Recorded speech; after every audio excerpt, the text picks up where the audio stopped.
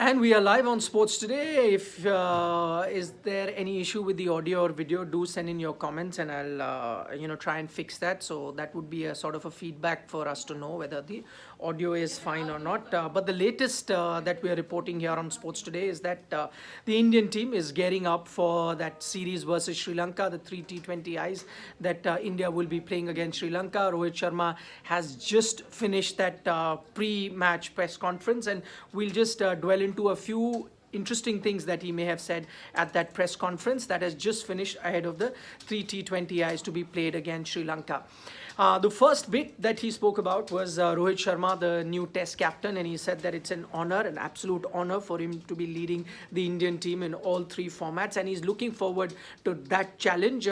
When it comes to workload, he says that he'll try and manage his workload as well as the workload of the team as well going forward. He said nothing can be said immediately. He can't tell you immediately how many series he will be playing or how many series he will be available. These are things that will keep developing as the season goes on, and he'll keep taking the call on and off. But at the moment, what it says is that he's looking forward to be captaining the Indian team in all three formats. A lot of you joining us now saying hello, good afternoon to you also from wherever you're joining us. If you've just joined us, just to let you know that we're telling you all the latest update from that Rohit Sharma press conference that has just gotten over ahead of the Sri Lanka series. So looking ahead to the important points. First one, as I mentioned, him talking about the honor of captaining in all three formats. That's something that Rohit is looking forward to. Tushar, hi, you're happy? So he's looking forward to that challenge. How he will manage his own workload and the team's workload is something that will, he'll take a call going forward. However, these are conversations that Rohit mentioned that has already been had with the Indian team as well as the other players as to how to manage workloads. He said you can even take a look at the tournaments that are happening now, series that are happening now. You are seeing a few players being rested, and that is a sort of a trend that the Indian team will continue going forward when it comes to resting players. So that's the one thing that came out of that press conference. The other bit was about the injuries to the team. So in case you don't know, two important players of the Indian team are not going to be playing the Sri Lanka T20I series. Both players suffered injuries while playing that series versus West Indies. One is Deepak Chahar, who had an hamstring issue. He's gone to the NCA. He will be going under rehab and trying to recover and be available for the IPL in time. But what we're getting to hear, he may not be also available for the first few games of the IPL. It may take him 3 to 4 weeks from here on to recover from that hamstring injury. That was the update about Deepak Chahar. But Surya Kumar Yadav is the other blow that has come to the Indian team. Remember, he was fielding in the slip, got hit in his hand. So that is an injury that he will have to nurse for some time now. And he's also not going to be available for the T20I series versus Sri Lanka. A lot of people asking whether Sky will be available for the IPL or not, and that's something we do not know, and that is something that you will have to see the development as things go along. But Rohit did mention that he will miss someone like a Surya Kumar Yadav, and more than the team missing Surya Kumar Yadav, Rohit feels that Surya at this stage of his career wouldn't have wanted an injury simply because he was the man of the series in the series that just got over versus West Indies. And when you get that form, when you get into a flow, you want to carry on and build on that. Unfortunately for him, Rohit felt that the injury has come at the wrong time for Surya Kumar Yadav. So even though he said that because of these injuries, he gets an opportunity to try a lot of young players, and that's a good headache to have, but he still felt that he would rather not want these injuries. He would rather want his regular players to keep playing. Yes, now that the injuries will happen, it will serve as a opportunity to look at a few youngsters, and you can even have that positive spin on that. However, Rohit as captain made it very clear he wouldn't like to see so many injuries to his regular players, because he likes to see a lot of regular players playing, getting some game time, which is very important considering that the next 2 years are going to be very, very important with regards to the ICC tournament. So that's something that Rohit spoke about. The other thing he spoke about, as I mentioned earlier, was rotation of players, his captaincy, injury to Surya Kumar Yadav, and grooming players. So this was a big topic of discussion as to Rohit Sharma batting in the middle order. Does that mean that Rohit Sharma will continue to bat in the middle order, or was it just for a few games? So he threw some light on that. So what is very interesting to note is that Rohit has made it clear that he wanted to give those youngsters, whether it is an Ishan Kishan, whether it is a Ruturaj Gaikwad, a chance to bat in the position where they bat usually for their IPL franchises, because that's the position where they've got a lot of success. And if you're trying these youngsters, trying to see whether they belong at the highest level, it's very, very essential to give them an opportunity in the position where they're comfortable at. Rohit, as you know, is the captain of the team. You know he's going to be opening going forward. But at the moment, he thought it's best I sacrifice my position, give these youngsters a position where they're comfortable to bat on, and then give them a true chance to showcase their potential. And that is why he was batting in the middle order. He mentioned that there's no long-term plan of him batting in the middle order. Even if it is something he hasn't addressed at the moment, he'll take a look at it going in the future. For the moment, it's not a long-term decision. It was a short-term decision where he's decided to give these youngsters opportunity to bat top of the order, because that's where they've got the most amount of runs for their IPL franchises. What that tells you is the captain in Rohit Sharma was ready to sacrifice his position to see what youngster can do where. And it makes sense, because see, a lot of these guys are new to international cricket. It's not always easy to make that step up. You're trying to find your feet. So it's best to give them opportunity in the positions where they're comfortable at. And Rohit has done that. So it's not a long-term plan going forward when it comes to Rohit Sharma batting in the middle order. Looking ahead to the series versus Sri Lanka, as he spoke about, the update from the Sri Lankan camp, as a lot of you know, Hasaranga, we were talking about him. He could be a crucial player for Sri Lanka, was a crucial player when India travelled to Sri Lanka for that white ball series, when the Indian test team were in England and you sent a secondary squad to play in Sri Lanka. Hasaranga was the standout player for Sri Lanka at that time. Unfortunately, he'll be missing out the T20I series because he's contracted COVID once again. So because of that, he goes out. So a little bit of, you could say, it does affect the Sri Lankan team and the potency of that Sri Lankan team. So that is it for the moment, the latest update that we are giving you. Ritesh, I'll try and take a few questions. Ritesh is saying why Pant is not test captain for Indian team. He's only player fixed in test cricket. Even Rohit Sharma is fixed in test from 2020. So Ritesh, Rohit spoke about the test captaincy and who his vice captain is. A question was asked to Rohit Sharma that does it make your job easy that your vice captain is a bowler in Jasprit Bumrah? To which Rohit Sharma said, it doesn't matter whether my vice captain is a bowler or a batsman. What matters is who the vice captain is. And he said in this case you're talking about Jasprit Bumrah, and he feels Jasprit Bumrah is a smart thinking cricketer, and that's why he will make a great vice captain for him. He can chip in with a lot of ideas. He can tell him a few tactical things, other things about bowling or field placements or even about batting, and those are the things that Rohit would want to imbibe from a very capable vice captain. So he said doesn't matter when we look at a vice captain whether a batsman or a bowler, it is who the person is. That is very important, and he's very, very delighted to have someone like a Jasprit Bumrah, thinking cricketer like a Jasprit Bumrah as a vice captain, who we all know he shares a great rapport with, because they're also part of the same IPL franchise. However, he spoke about the other vice captains as well, in the likes of Rishabh Pant that you've got, or a KL Rahul. And he thought that yes, with time all of them will get a chance to learn the ropes of captaincy while there will be vice captains under him, and he's happy to have various vice captains that the BCCI then decides, and that they've zeroed in on 2-3 guys who will continue to be vice captain. So that's his focus at the moment. Kostab says, did Rohit Sharma talk about the Saha controversy? No, he did not speak about it. No questions were also asked about that. Also, frankly, I don't know what he could have said at the moment. Yeah, maybe because he's now the test captain, you could have asked him whether you see him going forward as a keeper or as a backup keeper. But yeah, that question unfortunately wasn't asked. Dhruv wants to know who will captain in India versus Ireland. Dhruv, what happens is we're getting to know that India might be playing Ireland while an Indian team is also playing in England. Which is an indication that one-off game against Ireland could be a backup team or a B team like we saw in Sri Lanka. It could be a backup or a B team that plays that game against Ireland. If that is the case, you may have to look at a non-test player captaining at that at that time, because I'm guessing Jasprit Bumrah, KL Rahul, Rishabh Pant and Rohit Sharma will all be busy in the England series, and if you're going to have a game alongside it, you may have to look at a youngster or a white ball, captain in particular.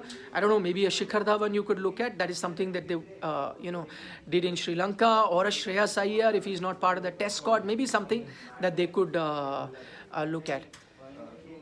Dipanshu says, Nikhil sir, did Rohit Sharma confirm about opening slot? No, he did not. What he spoke about the opening slot is that he gave the chance to those youngsters, whether they're Rituraj Gaikwad or Ishan Kishan, to bat at the top of the order, to open, because he thinks that's the position they are comfortable in. So let them play there and then showcase their form. He'll bat in the middle order. But he said it's not a permanent thing. It's not that he's going to bat in the middle order always. No, he's trying to give these youngsters a chance. Sahil Sadwani says, sir, with whom did you have your best interview? Sahil, I'll do a separate video on that. I've had some, I consider myself very lucky to have interviewed a lot of big Indian and international stars. Some have been great fun, some have been intimidating, some have been very polite and cordial. I've had different sort of experiences, but maybe I'll make a video on that, because that will take about half hour, 1 hour of doing that. There's so many players to talk about. Austin says, sir, do you think India's batting is weak in the absence of Virat, KL, Pant and Sky, and may have a chance of winning the series, please?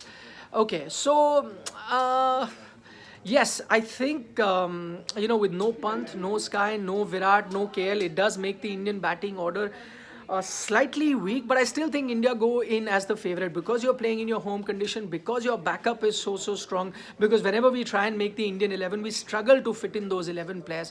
So yes, it is not going to be the top-notch Indian team that we're so used to saying, but I think the backup is so amazing, and there's so much.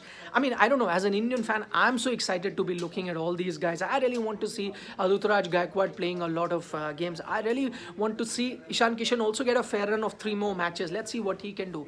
So those are the things that I'm really excited to see. I want to see Venkatesh Iyer get a little bit more opportunities and try and get runs at the number 6 position consistently. So yeah, I'm excited to seeing that. Shreyas Iyer has not got a consistent run, so you want to see him also bat. So yes, while India is not playing full strength, but as a cricket fan, and I'm sure you as a cricket fan would be excited to see these guys get a lot of chance. However, Rohit Sharma said that while it's a great opportunity for the youngsters, he's not happy that some of his top batsmen are injured at this crucial juncture. So he did speak about that. When is the IPL schedule releasing? It should release anytime now. Kostab, anytime now. But what we're getting to know, it'll be the last week of March is when it's starting. 27th, I think, tentative date is what I was informed. But yeah, it could be a little bit, before that or after that. But in and around that time. Last week of March is what we are looking at.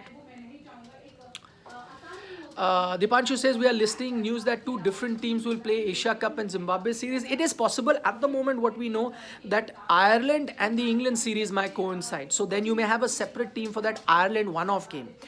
Zimbabwe could be a possibility if it is coinciding with the Asia Cup. So yes, that could be true, but that's not something that is absolutely certain, because the full schedule is not out. But at the moment, I think the Irish one-off white ball game that you will play against Ireland, that will coincide with the England tour, so you will have a backup team for that. And quite possibly it may be the case for the Zimbabwe tour as well, because you will have Asia Cup. One thing is for certain, India is looking forward to playing a full strength team when it comes to the Asia Cup. So there you expect a full strength team to go.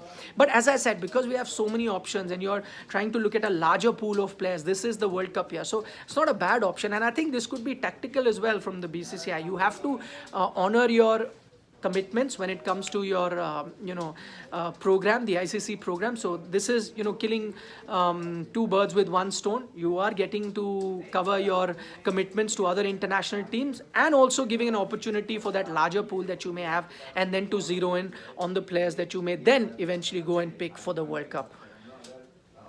Khushi saying, please speak about Rohit's captaincy. What can I say? He's an outstanding captain, and I don't have to see the Indian team. He's done it at the IPL level as well, the most successful captain on that front. So he's very good. I like the way he captains, and a lot of people have recently said that you have seen him get, show a bit of temper. I don't think that has come as a surprise to me. I did see sometimes that he would get a bit irked even during the IPL. So that's his nature. And honestly, I would like a captain who's made out of flesh and bones, who has some sort of an emotion. So in that case, Rohit will have emotions when things get tough. At the end of the day, how he manages his team, or how he makes his bowling changes, how he places his field, and I think on all of those fronts he's been top notch. The confidence that we're getting to know he's been giving his player, having one-on-one conversations like he's had with Vriddhiman Saha or Ishant Sharma or Ajinkya Rahane and Cheteshwar Pujara, telling them what the future holds for them.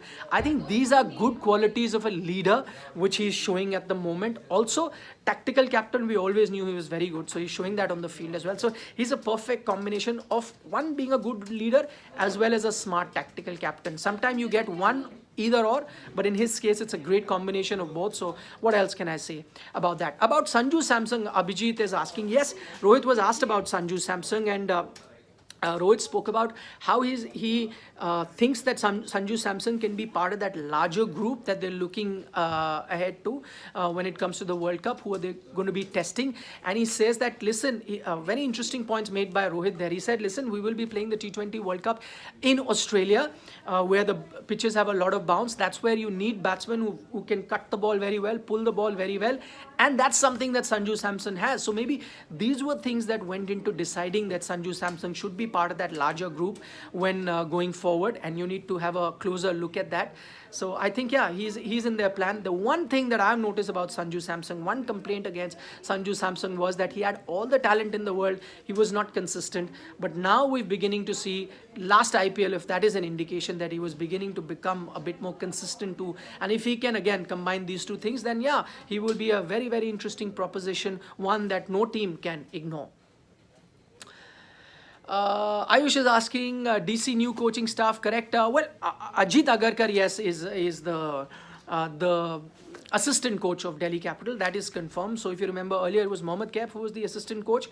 He's not going to be the assistant coach anymore. So Ricky Ponting remains the head coach. Ajit Agarkar has taken Mohammad Kaif's place and he's become the assistant coach. I'm getting to hear about Shane Watson. I'm not 100% sure on that, but if we do get any update, I'll try and update that as well. Rahane can come back, and what about Samson? Uday, I've already answered about Samson. Rahane, of course, he can come back. At the moment, it's looking tough. Also, you got to see how many test matches India will play. You're going to give some youngsters a chance, and if you're going to take a few youngsters, give them a chance to bat, you're not going to discard them after 2-3 failures. You will give them 3-4 series to play. Beyond that, if you think, yes, you still need some in foreign conditions and experienced player to go back to, of course you can go back to Ajinkya Rahane and Cheteshwar Pujara. Those are not close for them. It may be tough for them to make a comeback, but I don't think it's the end of the road. However, it may be the end of the road for an Ishant Sharma and Wriddhiman Saha. So that's the difference when you look at an Ishant and a Riddhi vis-a-vis Ajinkya Rahane and Cheteshwar Pujara. Saurabh Gupta is asking, what is your playing 11? That we'll do in the dugout. We come every day, 6:30 p.m. We'll make up playing 11 today in the dugout. So that is what we will do later. Amit is asking, did he make any comment about the future of